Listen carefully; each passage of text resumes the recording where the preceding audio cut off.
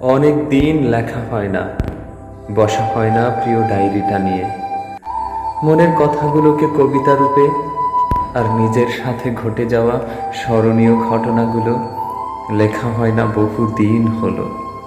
আমি কেমন যেন হয়ে যাচ্ছি, নিজের কাছেই নিজেকে বড্ড অচেনা লাগছে।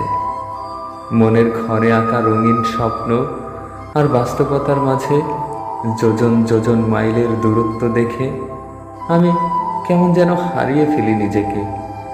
নিড়ে হারা পাখি যেমন হাজারো অনিশ্চয়তা নিয়ে উড়তে উড়তে একসময় ঠিকই নিজ গন্তব্যের সন্ধান পায়, তেমনি আমিও পারব স্বপ্ন ও বাস্তবতার মধ্যকার দূরত্ব কমিয়ে স্বপ্নকে একদিন বাস্তবে রূপ দিতে।